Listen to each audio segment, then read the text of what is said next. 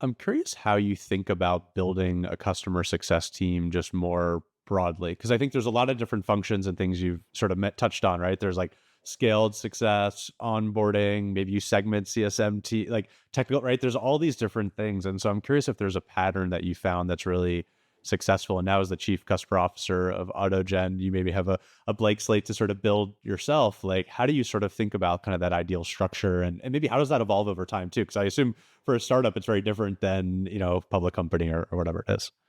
Yeah, it's a great question. And I'm actually going through this right now. You mentioned I've just joined AutoGen as their chief customer officer. I'm my third week into the role. So I'm like literally in the weeds of how do we design the kind of future state of customer success here and take what they've been phenomenal at building to date and then really scale that out. Um, and the truth is that it really depends on the organization. It depends on, the segment that you're servicing within the market as to how you want to roll this out. But if we think about AutoGen and then my previous company, Iterable, we serve sort of the mid-market and enterprise. So I'll just preface this by saying those are the market segments that this model typically works well for.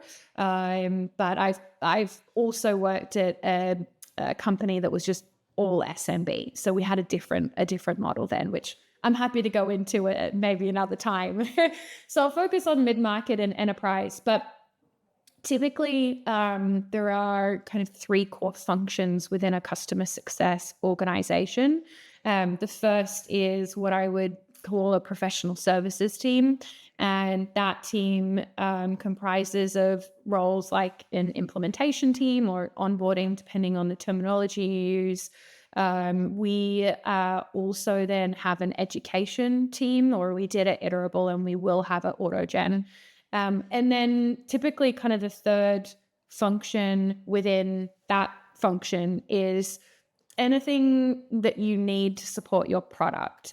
So at Iterable, we had deliverability consultants because we were doing a lot of email.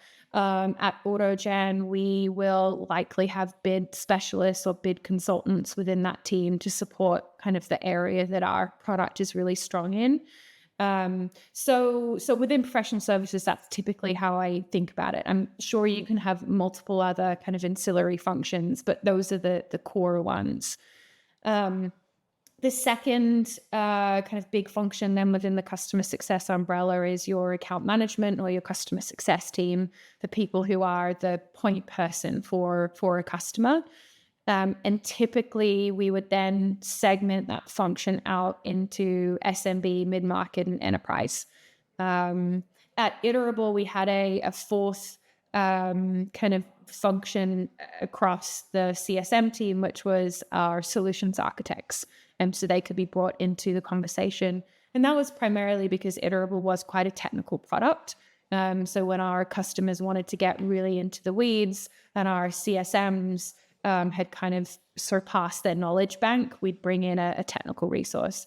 I've heard other companies will refer to them as TAMs, and they support their CSMs. And then the third kind of big function within customer success would be support. And typically support supports your account manager, customer success team, and also your professional services team.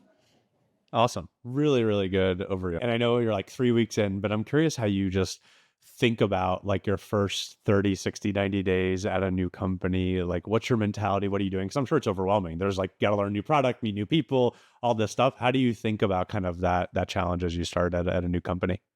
Yeah.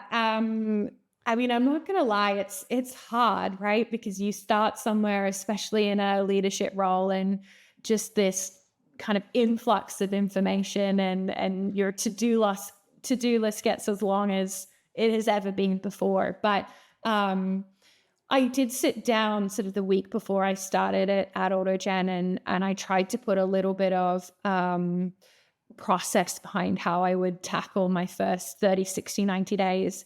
And the way that I typically like to think about it is kind of there's four areas that I want to understand and dig into. One of them is people. The second is process. The third is product. And then the fourth is portfolio. So I kind of had this like quadrant plan. And then within each of those, I just dotted out the most important things that I wanted to understand. So people is going to be things like talent within the team, hiring plans for the rest of the year, and how we think about headcount. It's also going to be things like what's the culture and the norms across the team? How do we do performance management? How do we think about development plans? Within process, the big one there for me is the customer journey. So do we have it mapped out? What are each of the key milestones and the processes that support them? But then you get into other things like how do we work with product? What are our rules of engagement with sales? So there's a lot when you scratch beneath the surface of process. And then product is probably the easiest of the four, which is just what does our roadmap look like? How do we surface feature requests from customers to our product team? And then portfolio is like a meaty part of the first 90 days, but just understanding our customers, where is the risk, who are our personas and our profiles, right through to do we have a customer advisory board, and how are we engaging execs across our portfolio. So there is a lot, but that helps me to at least kind of bucket my thought areas. And then, of course, all of that goes out the window the first day you start, because everyone's like, hey, we need you on this, and this is a really big initiative. So I then have a laundry list underneath of initiatives that I just keep adding to. And then every couple of days, I just reprioritize, strike through the ones I've done, bold the initiatives that are in motion. So it's a lot of admin. Yeah.